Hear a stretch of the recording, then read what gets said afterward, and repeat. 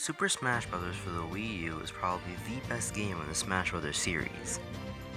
That is until Smash Ultimate comes around and takes its own virginity. Hello everyone, I'm Gavin, and you've probably never heard of me. Whenever possible, I try to get a game of Smash out at least every day. I love the game so damn much that I practice my drawing skills by drawing the characters that I play. Anytime I've got people over, I offer a game of Smash because of how fun the game is. However, when talking about which Smash game is the best to people who are invested in the community, they will probably respond with Super Smash Bros. Melee. You see, when it comes to talking about which Smash game is the best, most people will say Melee because of its competitive nature. Things like wave dashing and shining are features only found in Melee. I don't agree personally, but I will say that I can see why Melee is the game played the most in tournaments. But, and I cannot stress this enough, those are because of glitches. That's right folks, the only reason Melee is so competitive is because of the numerous glitches the game has. Smash 4 on the other hand, is the most balanced game in the series. Not counting 64, but seeing as that game is on a console with a god-awful controller, we'll just skip past that one. And I'm not just talking gameplay, kids. If you take a look at a list of characters that can win Melee tournaments, let's just say that 10 out of 26 characters is pretty fucking bad. But in Smash 4's case, literally every character in the game has done well in the tournament to date. The problem with Melee is the game came out in 2001. This means that any issues with the game could not be fixed after the release, which in turn means that underpowered characters or glitches in the game were stuck like that forever. Why do you think so many old games just suck nowadays?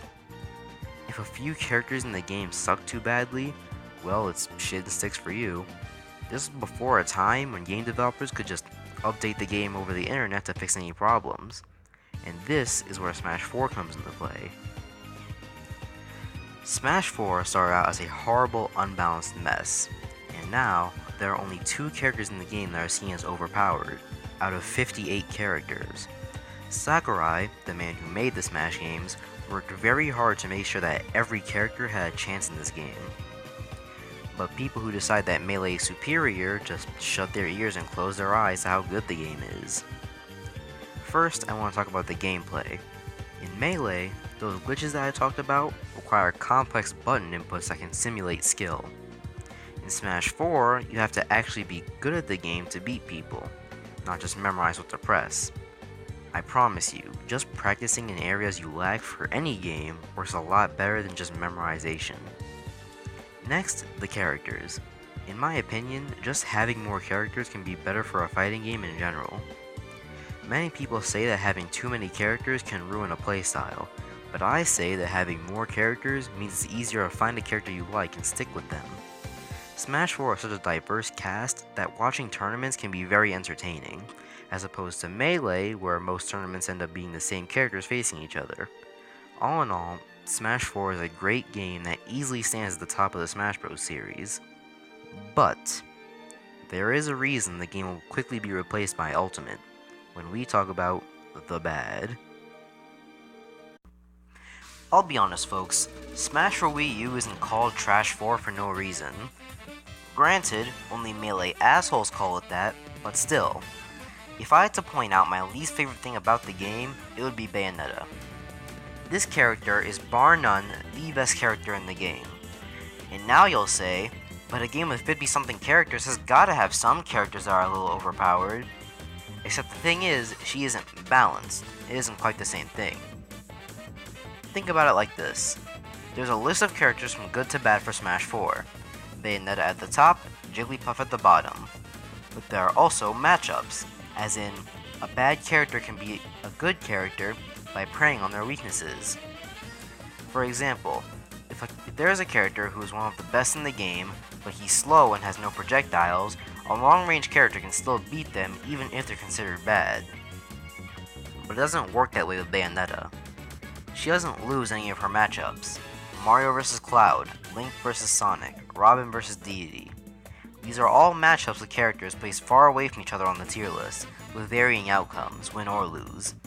With Bayonetta, she only ever wins these matchups. Theoretically, of course, but still.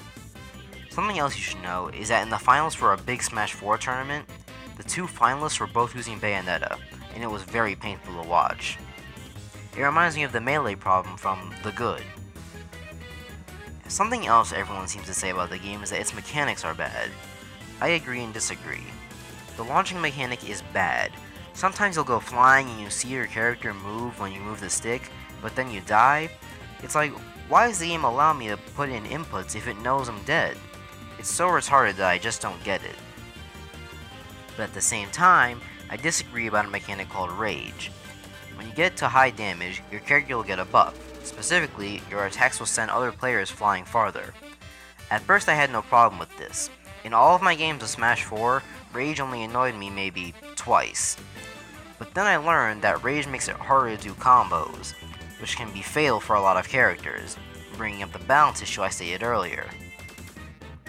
And then there's the online. I guess this is more of a problem with the community rather than Sakurai, but he still caused it. Online is separated into two groups, for glory and for fun. They both suck.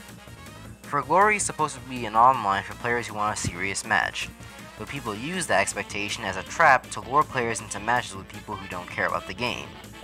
They just run and taunt, not actually playing. For fun is slightly worse. I know it's called for fun, but I don't have fun when I'm playing with people who don't even like to play the game. And finally, dodging. There's a reason that fighting games only have a block feature for defense.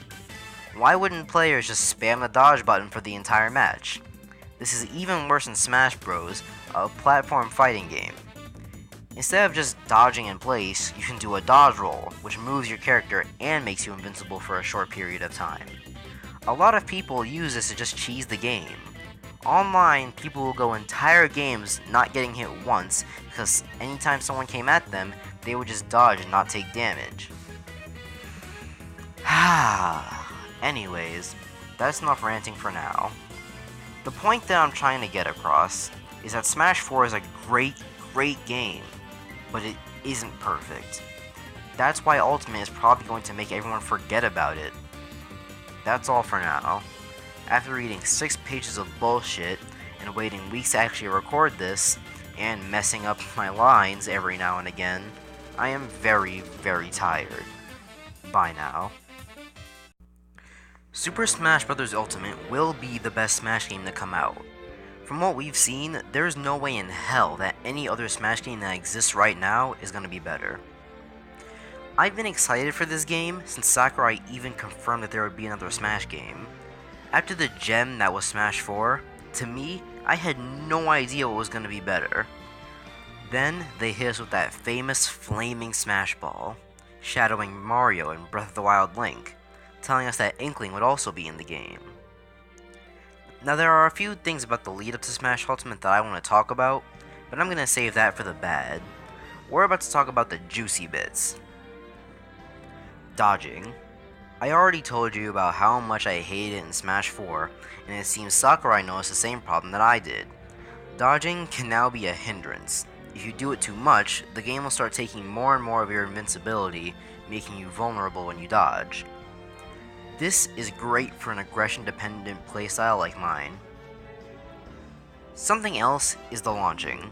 Remember the bad things about it that I talked about last time? Well, that isn't a problem anymore. If you get hit with a move that kills you, you will know immediately.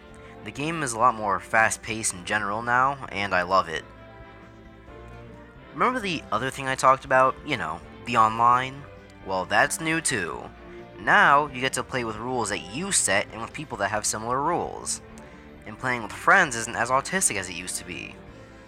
Patches for the game will also be decided by players who are good at the game, and not just random fucks who might make good use out of a few moves. Oh yeah, are you seeing the pattern? Everything that I talked about in the bad for Smash 4 was changed for Ultimate. So if you doubted my arguments before, now what? But there is still one thing I have yet to talk about. The tier list. Bayonetta has been dethroned. That's right, just soak it in. Now, a lot of the shitty characters have been moved up on the tier list. I love it because this means that the game will be a whole new experience for a lot of people. It's just so good. And finally, something everyone felt was missing from Smash 4, the story mode. The World of Light trailer almost made me piss myself with joy. Okay, maybe it wasn't that gross, but I was still happy regardless. Even if it turns out to not really be a story mode, you know, as in having a story, I'll still love it to bits. The fact that Smash 4 lacked any good single-player content was a crime. And now, there are hours of content to play through, and I love it. There are a million things about Smash Ultimate that I love, but then this video would be comically long, like unrealistically long, and no one wants that. Specifically, I don't want that, but plus, it gives me more of a chance to fuck up lines. But anyway, I can't do that because I still have one more video to make.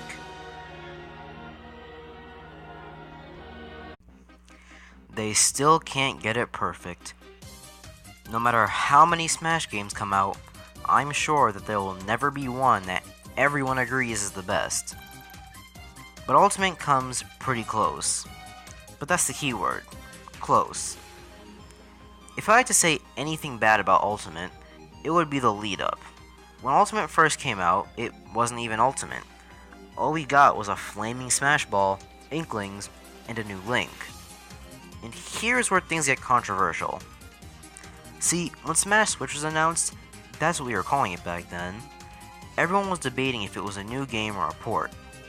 For those who don't know, if you even exist, a port is when you take a game from an older console and put it on a newer one, and Nintendo was going crazy with these.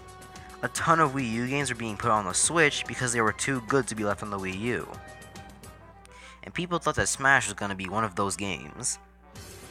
But when Smash Ultimate was officially announced at E3, the debate really sparked on what defined a port.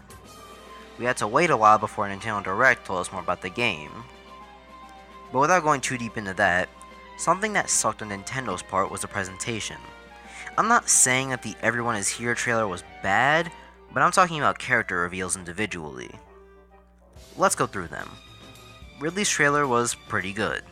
Simon and Victor's were also pretty good. King K. Rool was the best. Inkling was just at the end of a direct with nothing else. Isabelle was also at the end of a direct, but she was then overshadowed by the announcement of her own series somehow. Incineroar and Ken's felt lackluster in comparison to Simon and Victor's at the beginning of their direct, though I do say that with a little bit of bias against Incineroar. Daisy didn't even get one, she was just sort of there to introduce Echo Fighters. Chrom and Dark Samus were just sort of glossed over, and Chrom didn't even get a reference to Lucina's trailer from Smash 4. Compare these to the orgasmic trailers for Smash 4. Mega Man, Greninja, and Charizards are my favorites. The reveal of each character felt epic, you know?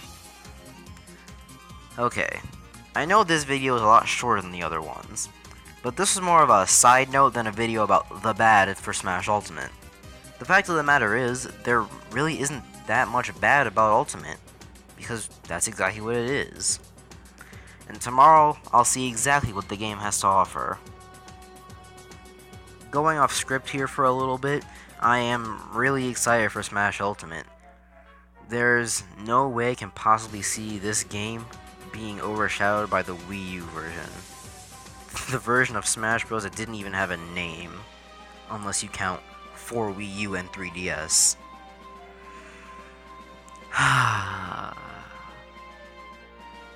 Well, that's it. Oh right, that means in the video. Why are you still here? Click off, you dumbass. Click off.